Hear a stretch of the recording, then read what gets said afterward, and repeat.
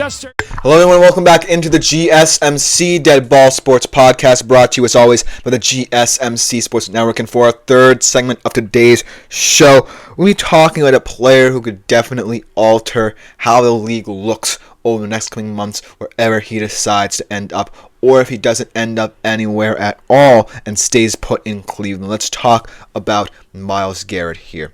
The news coming out last week that he has requested a trade, wants to move to a winning team, a contending team at the very least. And I feel that even though he's in a situation where the Browns seemingly don't want to let him go, they're going to listen to a lot of packages and they could get a lot of draft capital in return. And that could be potentially a nice springboard into the future post Deshaun Watson, even though his contract is seemingly immovable. In the next couple of years, it could alleviate some of the burden if you decide to build the draft, should you decide to trade Myles Garrett in this offseason. But in terms of the potential teams that could be in on him, there are a lot of intriguing ones. Maybe not necessarily the big contenders that Myles Garrett is thinking of, but teams that might be lurking that I really think could alter how this list that I just mentioned, my way too early top 5 power rankings, look in the next coming weeks if something concrete happens.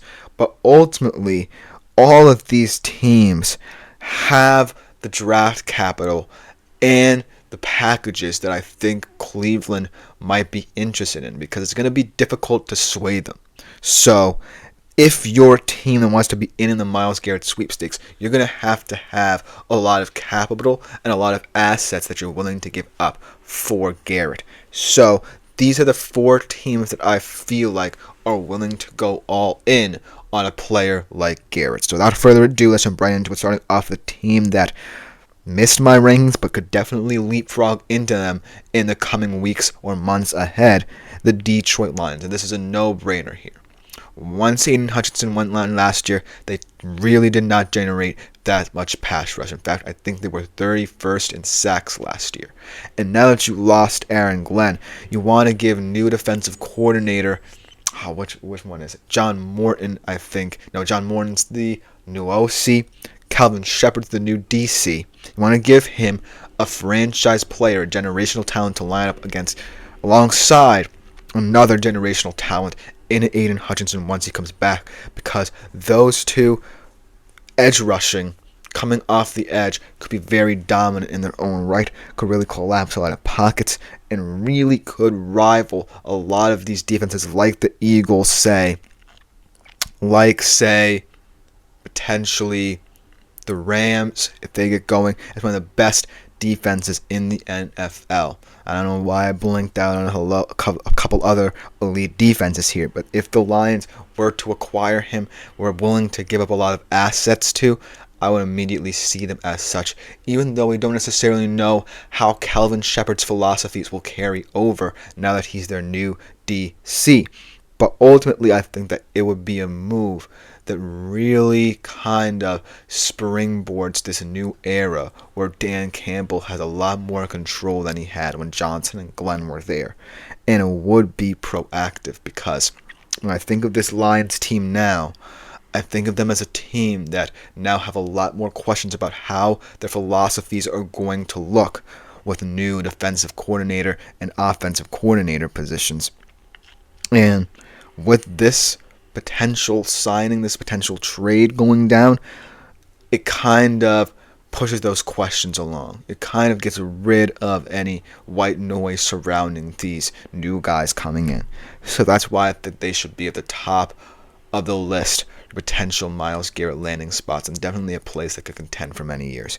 But now let's talk about a choice that Andre suggested a couple of comments ago, where he could end up with the Philadelphia Eagles. Well, I don't necessarily want him to, because that would just be unfair if they do resign a lot of the players that they brought in.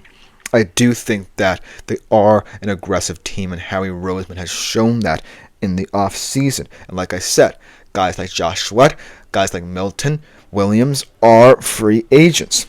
And so if you want to bolster this pass rush, should a couple of these guys leave, why not go out for Myles Garrett?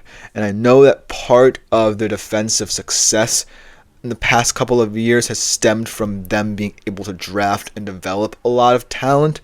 I do think that Howie Roseman has proven that he's not afraid to go out there. And even though his biggest defensive addition last year was probably the addition of a guy like Zach Bond, who was a backup linebacker, mind you, for New Orleans, this would prove that the Eagles are all in and that they are going to be proactive in prolonging this championship window.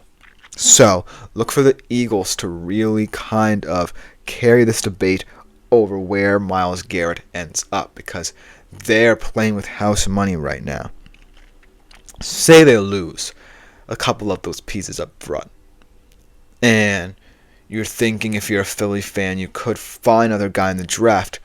Why pick and choose in the draft where you might have to wait for this guy to develop a little bit, then go out for the best defensive edge rusher of the past couple of years in Myles Garrett? So that's why I think that the Eagles are a weird one, because you kind of want to see how they handle the players they already have. But I still think that they will be in the running either way, just based off how aggressive they can be in the off season. Then let's go into a weird team here, because they're not necessarily a contender in my opinion. And this trade could be very unusual and very far-fetched if you really think about it. The Atlanta Falcons. And a lot of people, when they bring up the Falcons and Myles Garrett, will be saying that this could be a swap trade where Myles Garrett goes to Atlanta and Kirk Cousins comes in. And I feel like that could potentially appease both parties. But here's the thing. If Myles Garrett isn't necessarily sold on Atlanta, I feel like that's not necessarily the best, most proactive deal that the Falcons can do. But if Myles Garrett is sold, that Michael Penix is the guy for Atlanta, and in the NFC South, anything is possible, then I could see this trade going through. That's the only way where this trade could work for both parties. Because Kirk Cousins as well, let's not forget about that part of the deal. If Kirk Cousins does not feel comfortable in Cleveland, then he might want to apply his trade elsewhere. So if I'm thinking about this, and I'm both the Cleveland GM and the Atlanta GM, it's a deal I would want to see go through, but it doesn't necessarily fit the prototype of what both players might want.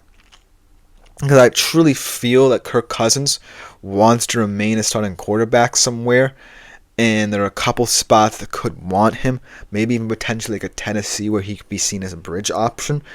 But I don't necessarily think that in terms of contention, Myles Garrett would want to see this trade go through. Even though the Falcons were 31st in sacks, would really like to have a guy like him in their pass rush, in their front seven, dominating for the next 5 to 10 years. But ultimately, it's going to come down to what assets both teams are willing to give up. Because I truly don't necessarily think Myles Garrett would want to go to Atlanta if, he doesn't get sent with a package, and the Atlanta Falcons can then build around him and really start to trust that Michael Penix is the guy on offense as well.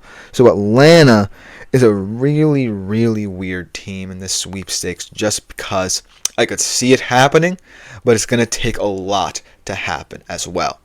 And then the last team in the sweepstakes, probably the one that I want to see him go to the most, just because they can take full advantage of how they can build this team, not just around Jaden Daniels while he's under his rookie deal, but also defensively as well, the Washington Commanders. If I were the Washington Commanders, I'd be rolling out the red carpet for his services. Because, like I said, as long as Jaden Daniels is under the umbrella of his rookie deal, the Commanders have to strike while the iron is hot. And Myles Garrett is the hottest commodity on the market. So if I'm Washington, I'm pulling out all the stops And I don't care what I have to give up in return to get Myles Garrett, but I'm giving up as many assets as I can while still keeping this team at the level of where they were this year, because Myles Garrett is that type of generational talent. And looking at all these other teams, right? The Lions, obviously, going to be one of the premier NFC teams in the next 5 years if Shepard and Morton can implement their plans well enough. The Eagles, in your own division, for that matter, just fresh off a Super Bowl, can retain a lot of these players themselves, but they'll have questions about other players. If you're the Washington Commanders and you're looking at the goings-on of other teams from the league, you're saying to yourself, hey, we don't necessarily have too much to worry about. Yes, we might lose a couple guys for our veteran one-year deals, but we have a lot of cap space.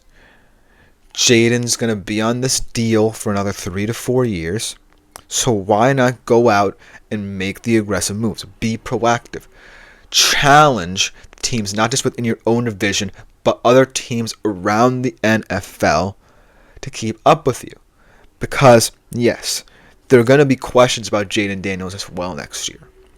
But Myles Garrett has to like what he sees out of Washington and view them as a top contender because of what they did this year. And it's a healthy culture that I think Myles Garrett will love compared to the chaos of Cleveland. So, if I'm Washington, I have to make a compelling argument that I had the best assets for potential Myles Garrett trade. And so, the reason why I think Washington should emerge as the number one candidate is because of all the reasons I listed. And because you don't necessarily have to sell your soul if you're Washington either. Because you can compensate for it with the free agency period, with the draft, and because of that, don't have to pay the price down the line as much as other teams might, trying to acquire Myles Garrett. So, that being said, I think these 4 teams are the most likely to try and make a good deal. We're going to have to see how Cleveland handles this situation. But let me know what you think, because this could truly alter my perception of the league in the coming months should he go somewhere else. But coming next, we do a way too early college football segment talking about the All-America team, specifically the offensive side of the football. Still want to linger in the world of college football a little bit longer. We'll be right back after this short break to talk about it.